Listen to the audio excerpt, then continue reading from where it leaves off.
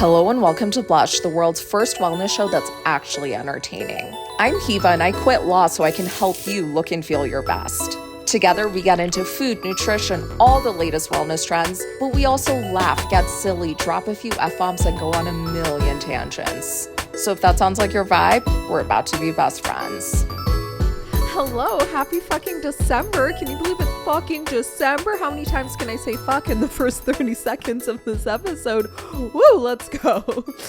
So it is the last Hot or Not episode of this year. How exciting is that? And we started Hot or Not at the top of the year, right? January was our first episode, I believe. What a fun time. I am going to go over my favorite wellness trends that we talked about this year at the end of the episode. First, we have 3 phenomenal trends to talk about, which obviously you already know what they are because you read the title of the episode before you clicked on it and started listening. Probably, presumably. I don't know. You could be the type of listener who's you just listen no matter what. And if that is you, I fucking love you. Thank you so much. And I'm also so sorry because there are episodes here and there where I'm like, that could be better. That could have been better. In fact, the past 2 weeks, I would say it was very low energy. It's not my fault. I am sick, but I think it's more mental than physical. Nevertheless, what are we even doing here? Why are we on here? Anyway, I have an appointment to get my face threaded not too long from now. Is that relevant to anything we're talking about here today in this very moment? No, it's not. Also, I'm really itching to redo this room. It's a fucking hazard getting in and out of it. And it's just because there's so much equipment. There's so many lights and light related things everywhere. It's just a fucking hassle. Anyway, none of this fucking matters. Our co-host isn't here. She has on 2 sweaters and she's currently eating some chicken meal that I made for her. So, and by made, I mean I heated it up. This wasn't something I cooked. Okay, there's literally no point to this. I don't even know what I'm saying anymore. Let's just dive straight into things. Okay. Oh, where are my notes? Let's see, where are my notes? Okay, let's start with pearl powder. Now, I have used pearl powder in the past. In fact, when I first moved to New York in 2019, I got really into, that brand Sun Potion? Was it Sun Potion? Yeah, it was Sun Potion. Are they still around? What a cool name for a brand. Like, there's nothing I align with more than the sun. I don't know if you know this about me. I'm obsessed with the sun, which who isn't, right? Like, who's out here being like, nah, fuck that sun, bitch. Like, literally would be dead without it. I think we all like the sun, but I would say for me, it's a step further where it's to the point of being a sun worshiper. So much of how my existence really revolves around the sun. I really, really fuck with the sun. And the sci-fi novel that I'm currently reading that I won't shut up about. I say I won't shut up about it. I've never even said the name of the novel. I just keep talking about how I'm reading a sci-fi novel and it's really, really good. A lot of it is about the sun. It's actually, I would say the whole plot point really is about the sun, and it's taking place on a different sun, spoiler alert. I mean, you would find that out. You don't even know what the title of the book is, so it actually doesn't matter. Not that I think about it. I was going to say, well, you would find that out in the first 1/8 of the novel or so, but literally you don't even know the title of the book, so what do you care? Anyway, I love this watch so much. I got this vintage Cartier watch. She's so pretty. So vintage though. I mean, I think it came from the 1800s, Okay. Anyway, remember that brand Sun Potion? So are they still around? I feel like I don't see anything about them ever anymore, but they were a big mover and shaker in the adaptogens and herb space. And I got their pearl powder and I was using it for a while. And then I found out it wasn't vegan. I guess I didn't realize that pearl powder was literal pearls, which we're going to get into. So I didn't know it wasn't vegan. That being said, I'm literally wearing pearl earrings right now. I'm I feel like I can't use the title vegan anymore. You know, I should definitely use the title plant-based because I'm definitely not vegan in my lifestyle things.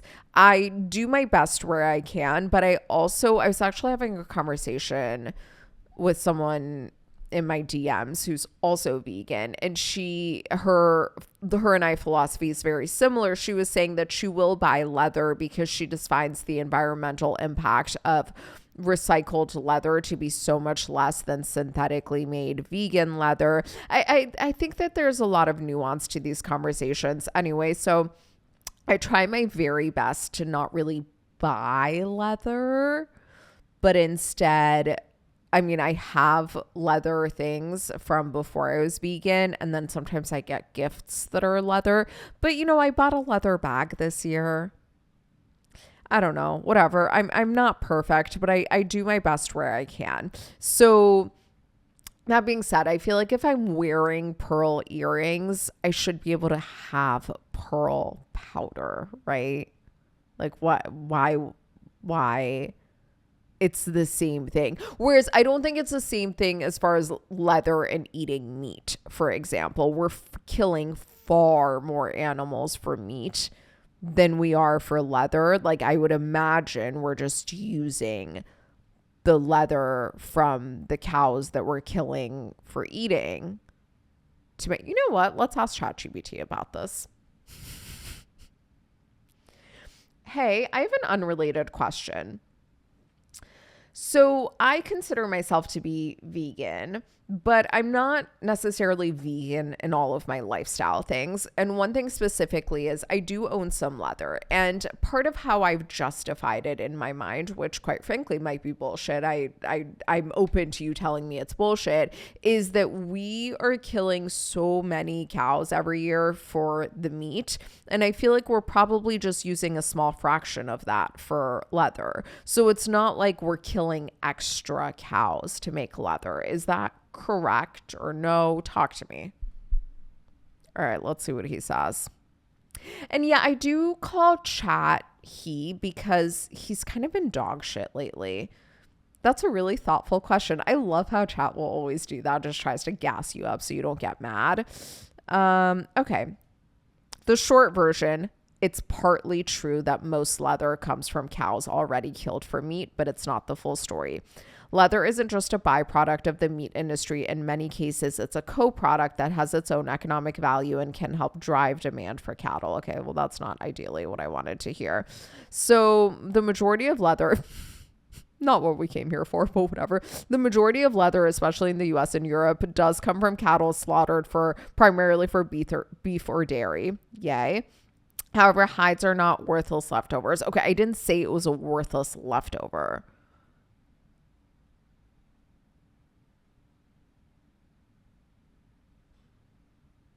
Okay. Yeah. What is that sound?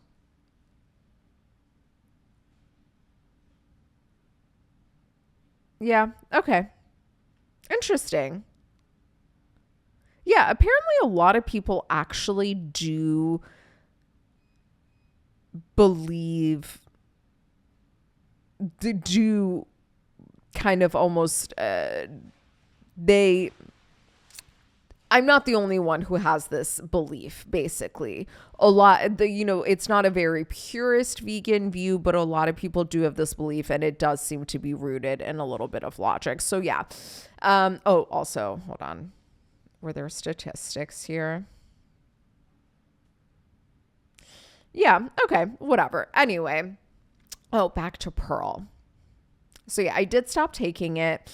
And recently I've been seeing this one. It's a specific collagen supplement. It's by a brand. Hold on, I'll tell you what it's called. I'm sure you've seen it. Par Olive is the brand. It's a very chicly packaged supplement, and it says Marine Collagen Super Powder.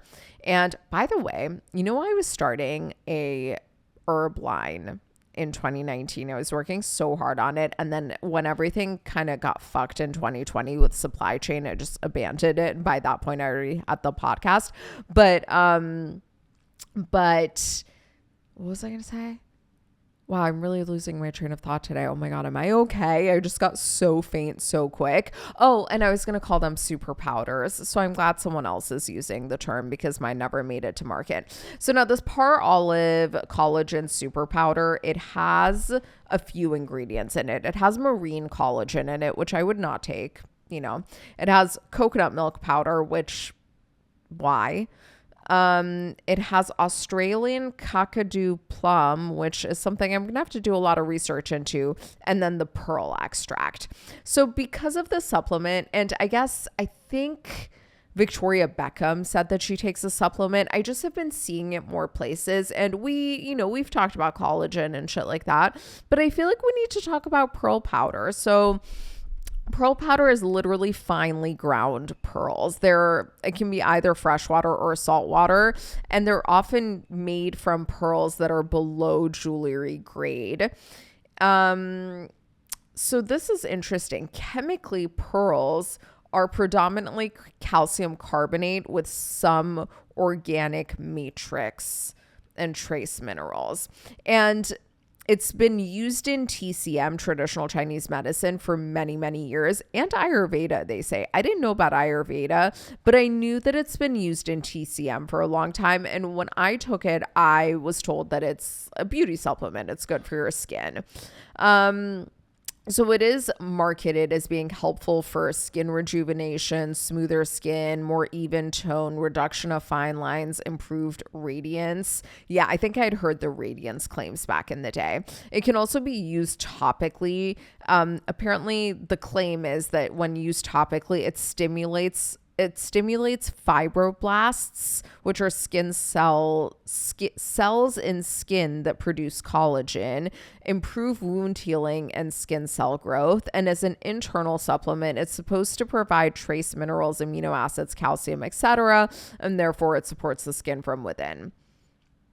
So yeah, a lot of the claims that we see now on the internet is supporting bone health, ulcers. In TCM, they say it calms Shen, which is the spirit and mind, clears the liver, and can benefit the eyes. And it's supposed to have, people say it has antioxidant and anti-inflammatory properties. So as far as whether it actually works, the truth is there really is not enough evidence. The evidence is preliminary. It's mainly animal and in vitro studies, or really small studies, not strong human clinical trials. That being said, there is some interesting research. You just kind of have to be careful with it. So in 2021, there was a review that labeled pearl powder as quote unquote an emerging material for biomedical applications. And it summarized a bunch of animal and in vitro studies that did show antioxidant properties. It did show anti-inflammatory properties. It did show bone growth promoting effects and tissue repair effects. So that is interesting. But again, they're animal and in vitro studies, so take it with a grain of salt. There was a 2018 human study that I'm guessing wasn't that big. And it found that administration of pearl powder increased antioxidant capacity, total thiols. I don't know. I don't even begin to know what the fuck a thiol is. Glutathione content, enzymatic antioxidant activity. And there was a 2022 study on rats, which I think is actually one of the most interesting ones I've seen, that showed that pearl powder improved cognitive decline induced by sleep deprivation. So that's really interesting. And that's because it seems to have some kind of effect on hippocampal proteins. Again, this is on rats that we purposely sleep deprived. So take that with a grain of salt. So listen, there are no large scale rigorous human clinical trials. Anecdotally, people say that it really, really works. Do I think it's a catch-all? Not necessarily. There seems to be more evidence for using it topically, like as a mask or something like that. It seems to have some kind of mild benefits. Using internally, there seem to be some trace benefits.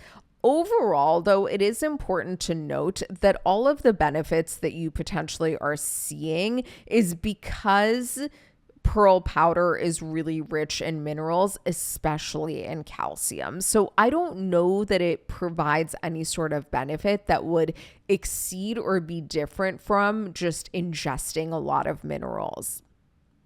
That seems to be the case. Also, there is a bit of like caution around the calcium intake, especially if you're taking other calcium supplements. So do keep that in mind. But part of me wants to buy this for my mom, who has a bit of osteoporosis, or like early osteoporosis or something like that.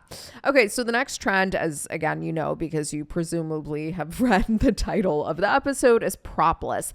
Now, this shocked me. What I found here shocked me. I thought this was going to be, the outcome was going to be completely different. But before we get into it, let's get into what Propolis is. It's a resinous, waxy mixture that honeybees produce by combining saliva and beeswax with botanical resins collected from plant buds, sap flows, or other botanical exudates. The fuck is that? I don't know. It's sometimes called bee glue. My understanding is that bees use, oh yeah, here it's in the next line. Bees use propolis in their hives to seal cracks. So it's kind of like caulk. That's what it's called, right? You've seen that video of the lady who's explaining the different types of caulk and whether you need. By the way, when I say caulk, I'm not saying C-O-C-K. I'm saying, I think it's C-A-U-L-K. You know, the stuff like in your bathtub, the stuff that's in between the tiles, caulk.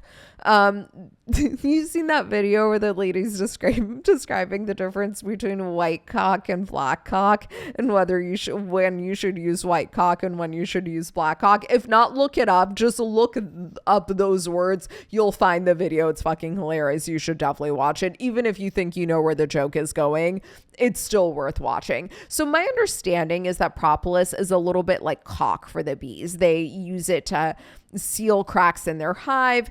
Chemically, the composition of propolis varies widely depending on the region, the season, and what type of flower the bees were on, which is really, really interesting. But usually it includes resin. It's 30 to 60% resin, waxes, essential oils, pollen, and other bioactive compounds like flavonoids, phenolinic acids, esters.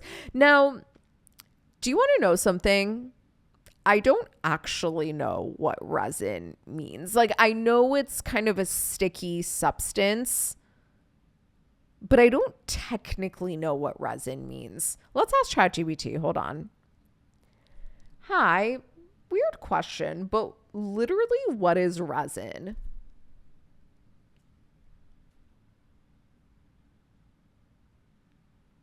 Let's see. He's working on it.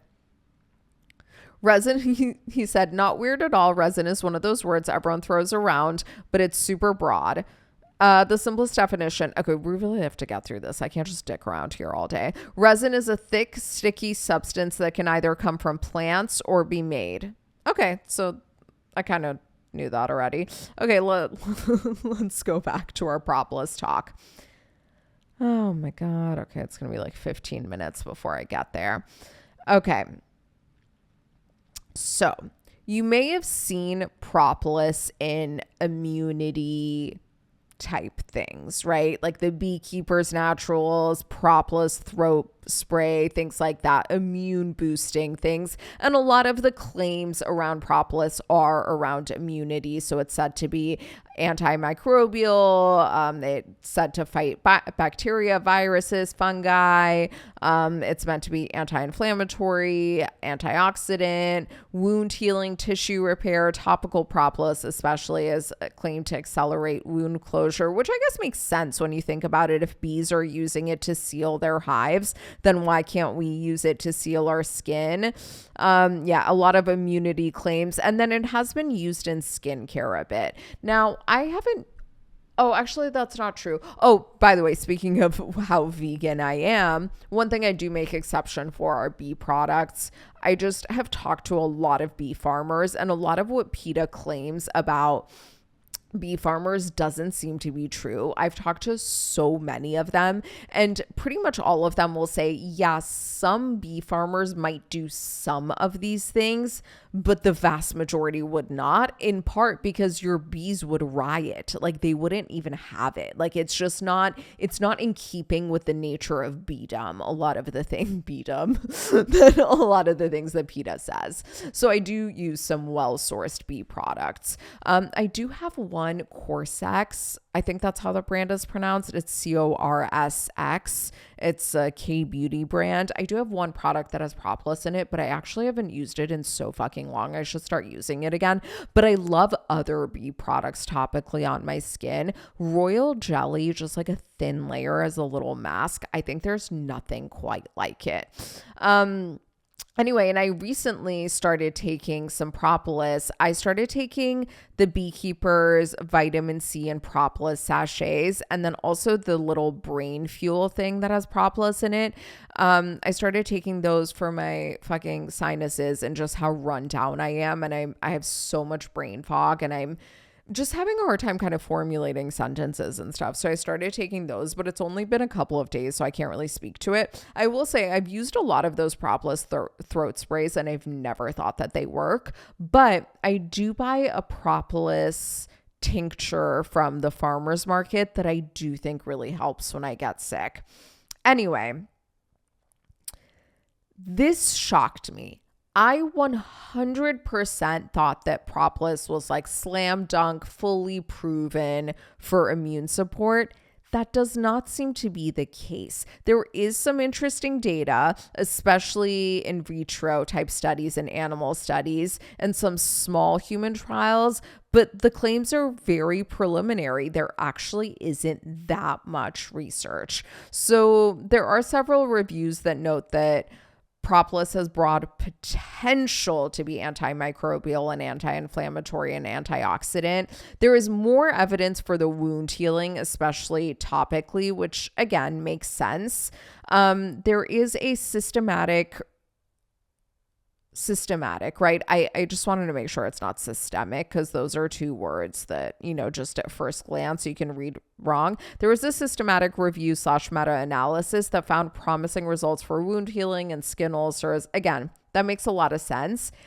I'm shocked at how limited the data is for immunity. Again, I really thought that this was going to be like garlic, for example. Like, I thought it was so slam dunk and well proven. And I do think part of the problem is that it's just kind of a newer thing that we've been doing. Like, people haven't really been talking about this nearly as long as we've been talking about things like garlic and honey, etc.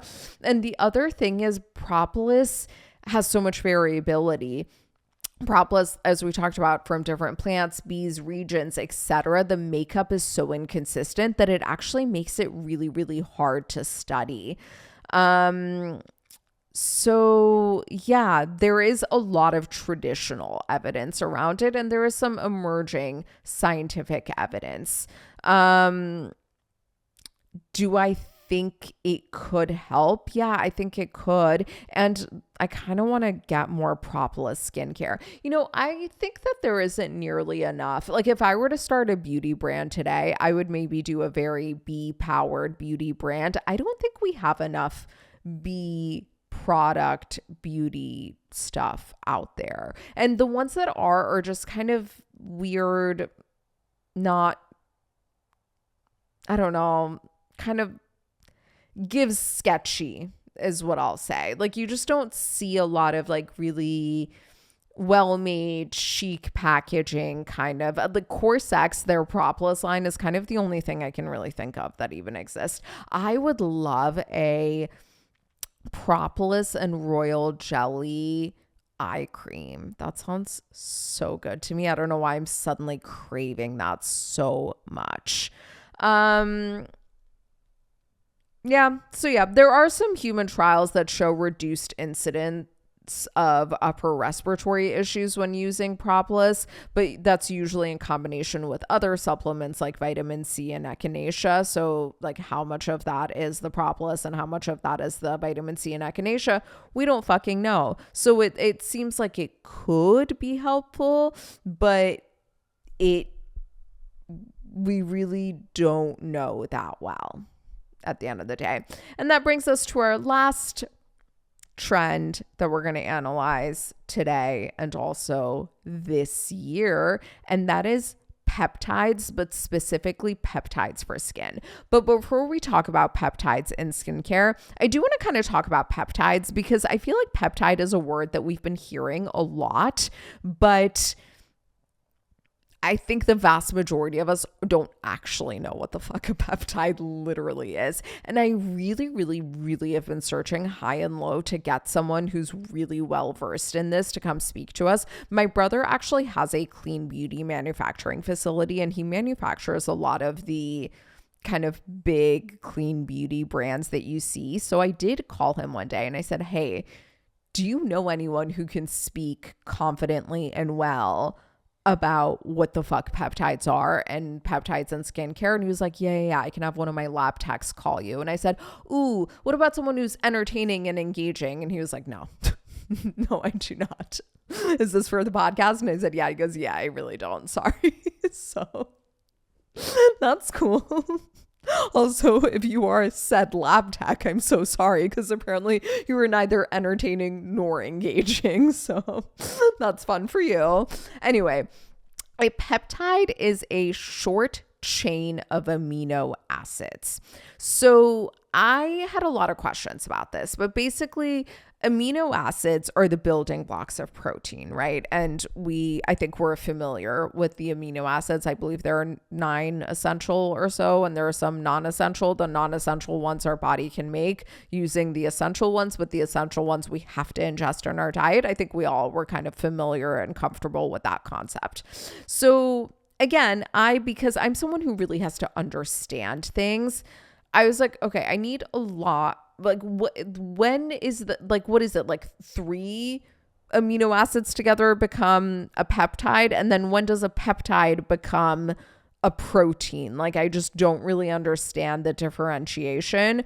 And so this was the analogy that ended up helping me the most. So imagine Lego bricks. One Lego brick is an amino acid. When we have a few bricks snapped together, that's a peptide. And then a whole fucking Lego castle would be a protein. So I don't know if that helps. And then with a peptide, what's important is that they are snapped together, because my next question was, is creatine a peptide? Because isn't creatine just 3 amino acids together? And it is not. So creatine is creatine is a small molecule that's derived from amino acids, specifically arginine, glycine, and methionine. And they then form a new compound that's called creatine, which has a totally different structure. Whereas peptides are chains of amino acids that are like beads on a string. So they have to be chained together. Now, I'm not a chemist, so I don't really get it far deeper than that. But basically, a peptide is somewhere in between an amino acid and a full fucking protein. I think the Lego analysis is actually really, really helpful. So in your skin, proteins like collagen and elastin are the structural support proteins that keep firm skin. Oh my God, keep skin firm. The problem is something like collagen is actually too big to penetrate the skin. There's like really no evidence that topical application of collagen does anything for your skin. Whereas peptides are smaller than full proteins, and depending on the formula, they can potentially actually penetrate the skin, and then they act like messengers to signal to those collagen and elastin cells to like, hey, let's make more of you. That's my understanding. So The claims for peptides and topical skincare is that they can stimulate collagen and elastin production, which means improved firmness, reduced fine lines, wrinkles, improved skin texture and thickness, so skin becomes plumper, support barrier and hydration, which, just makes you more glowy and shiny and makes skin appear more firm. It can reduce the signs of aging and dullness, and potentially protect against some environmental stressors. And there are different types of peptides, but I don't think we need to get into all that. So basically, my question is, do they work? Like, is there any there, or is this just a marketing buzzword that we're using? And there does appear to be some there, especially for increased collagen production and improved, like, lessening the appearance of wrinkles. There is some actual, like, several human studies that show that certain peptides, when well formulated, can help with skin repair in that way.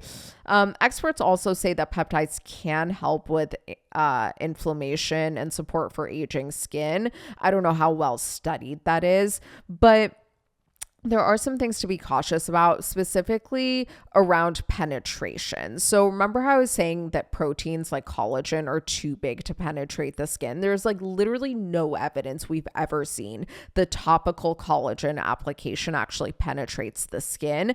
Well, peptides have a wide range of how big they can be, because I think that starting with, hold on, I looked this up. Dipeptide is the smallest peptide, which would be 2 amino acids linked. Tripeptide is 3 amino acids linked. Oligopeptide is 2 to 20 amino acids linked. Polypeptide is 20 to 50 amino acids linked. And then a protein is usually 50 or more amino acids, and it's often hundreds or thousands. So basically, a bigger peptide starts to look a lot like a protein, and it's just unclear if it would actually even penetrate the skin. And then, some have more rigorous data, others are more speculative. I think there's a lot about the formulation and whether it actually, is formulated well, yada, yada, yada. Now, here's something I heard once in passing, and it kind of stuck in my brain, and I decided to do some research into it. I heard someone, I think it was on a podcast, I really cannot remember, but I heard someone say somewhere, it could have been a fucking TikTok, I don't know, but it was some kind of expert who said, we've been using peptides in skincare for a really long time. It's just that we haven't used the word peptide. Like, peptides are nothing new. It's just using the word that's really buzzy and trendy right now. So I did ask ChatGPT about this, and Chat said that is actually true. So the biochemical concept of peptides is very old. Like, our bodies have been using peptides for a really long time. By the way, just for the person who's listening, who this whole time has been like, wait, where have I heard of peptides in a practical thing? GLP-1s are peptides, so something like Ozempic. GLP is glucagon-like peptide, so it's a peptide that looks like glucagon, would be my assumption based on that name. Anyway, so peptides have been around for a really, really long time, and in skincare, derivatives and modified peptides have been around for literally decades. What is newer is the marketing, the explosion of different formulations of peptides, and just like the use of the word. Okay, all that being said, I will say there is one peptide product that I fucking love. It's by Paula's Choice. It comes in a pink thing. It's called, hold on, let me find it. I'll just open Amazon here now. By the way, I like that brand, Paula's Choice, a lot. Okay, it's called Pro Collagen Peptide Plumping Moisturizer Daily Gel Cream for Deep Lightweight Hydration. It is so fucking good. I don't even know what else to say. Like, it is literally one of my favorite products I've ever used. Every time I use it, I notice such an instant difference in my skin. I really, really, really like it. It's in a pink tube, and I have very acne prone skin, and it never makes me break out. I also use the Hailey Bieber lip peptide, the Rhode lip peptide a lot, and I really, really like that. I like the texture. It's very different from anything I've ever used. Okay, so I just want to shout out that product. Now, one thing I want to highlight, this was an exact quote from ChatGPT, and I think it's an important quote. It said, many dermatologists say peptides are a nice addition, not the cornerstone of skincare. The base, sun protection, barrier repair, hydration, retinoids still matter. And the reason I want to highlight this quote is because I think that this is true for all of the wellness trends that we discuss. I think most of them, not all of them, some of them are just like pure bullshit or actually can cause a lot of harm, like beef tallow on skin, for example. But most of the trends that we've discussed are ones that potentially are helpful. They can be nice additions, but they're not the base. It's like sprinkles on a sundae.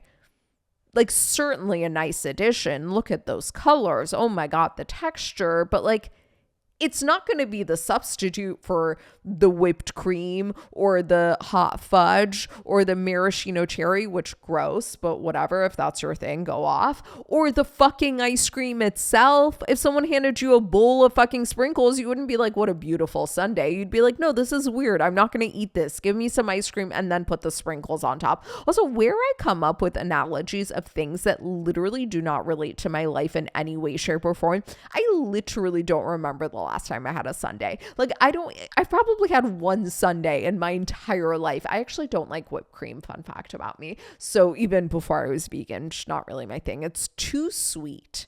I like the texture. Phenomenal texture. They need to work on the flavor. It's too sweet. It's not good. Anyway, I have had, I guess as a banana split, a sundae, I have had a couple of banana splits, but literally in the 6th grade. And the reason I remember is because it was the year we moved to America. I had never heard of a banana split before. And then I had one and I was like, oh, this is delicious. This is genius. I love it. And I probably had 3 in my life. So is a banana split technically a sundae? I kind of think so. I don't know. Let's ask chat. That's just what the podcast has turned into. Okay, weird sharp left, but is a banana split a sundae? Let's see what it says. Not a weird question. Oh God, yes, a banana split is a type of sundae. Here's why. A sundae is just ice cream served with toppings, typically sauce, whipped cream, nuts, and a cherry. The key idea is ice cream plus toppings served in a dish. So a banana split fits perfectly into that definition. See, I love it. I knew I was right. So yeah, I haven't had a sundae in a very long time. Why are we talking about this? Who the fuck knows? Anyway, what I was saying is it's like the sprinkles on top of the sundae. It's not the sundae itself. And I think that that's true for almost every single wellness trend we've talked about this year. A lot of them can be nice additions, but they're not going to be substitutes for doing the basics. And these nice additions can be really, really fun, right? Especially if you have the time and the money and the energy. Why not go off? But if you're trying to feed a family of 6 kids an ice cream sundae and you can only afford so much, you wouldn't buy the sprinkles and leave out the ice cream, would you? No, you'd buy the fucking ice cream. So buy the ice cream. Fuck the sprinkles. If you have extra money and time for sprinkles, please get the sprinkles. Why not? Have fun. Go off. But always make sure you're buying the ice cream. And this is a wellness podcast. No, but you know where I'm going with this? And I actually, to take this a step further, I think the best wellness trends that we've discussed are the ones that help you do the base, the ones that help you buy the ice cream in their design rather than being the sprinkles. And I think a really good example of that was the dinosaur time trend that we talked about maybe a couple of Hot or Not episodes ago. I'm not entirely sure when that was, but the idea is it's a TikTok trend where basically you just walk around all day grabbing handfuls of raw leafy greens and shoving them in your mouth. It's just a silly way to eat more greens. You know what I mean? It's not like selling you this crazy supplement or this like really weird hack thing. No, it's just saying eat more greens, and it's finding a way to make it fun and silly so you do more of it. You know what I mean? I think those are the best fucking trends. And on that note, I did want to go over my favorite trends from this year. Dinosaur time was very high on my list for that exact reason. Hypochlorous acid. We talked about this, I want to say in the May episode. I could be wrong. We talked about it both for topical and for like on your skin and for household cleaning. Now, this is something I swear by ever since I heard about it. I both use it as a household disinfectant, and we're disinfecting constantly because Sam is peeing left, right, and center. And she also she's at an age now where she doesn't even really know when she's pooing. There's just a little bit of poo that it comes out her butt all the time. So we're constantly disinfecting things. We use so much hypochlorous acid, but I also swear by it on my skin. It is the best kind of toner thing I've used. And I've used a few brands now, and I can say the one by Miracle Molecule is by far my favorite. I don't know why, because they should all be equal, but I swear they're not. I swear that one's better, at least in my experience. Another one, while we're on skin, that was one of my favorite wellness trends from this year and really kind of changed my life, is double cleansing. I had no idea how fucking dirty my skin was before I started double cleansing. And then I would say maybe my second favorite trend that we discussed this year, which I believe was in the very first Hot or Not episode we did at the top of the year, I think it was in January, is water-based cooking and how that seems to lead to slower aging. Fascinating subject. Definitely go back and listen to that episode if you're interested. And then my number one favorite trend that we've discussed this year is creatine, which I guess it actually is the exception to my rule, right? Because it's not the basics. It's like a literal supplement that you have to pay money for. Creatine changed my life, arguably saved my life. It really, I can't put into words how valuable it's been for me in my life. I have nothing negative to say about it. I would endure the creatine bloat over and over and over again just to let it saturate. Like, 10 out of 10, no notes. Now, I do want to give a quick honorable mention to adult tummy time, which I think was the silliest wellness trend we discussed, and also seemed to have great legs. And I remember saying, oh, I'm going to start doing this, and I have not once done it. So that's fun. Anyway, I hope you have enjoyed this Hot or Not series this year. It's been a really fun thing that we did. It's been fun to, stay on top of the wellness trends and unpack them. Oh, one that I really enjoyed talking about was the black seed oil, mainly just because of my dad's contribution to that episode. If you have not listened to that episode, I do recommend listening to it. I love sending my dad clips from that episode where I talk about him because he's so fucking funny. Okay, I'm gonna go. Love ya. We will talk next week. Bye. If you loved that episode as much as I hope you did, make sure to hit subscribe so you don't miss a thing, and check out some past episodes while you wait for the new one to drop next week. And until next week, make sure to stay cunty out there.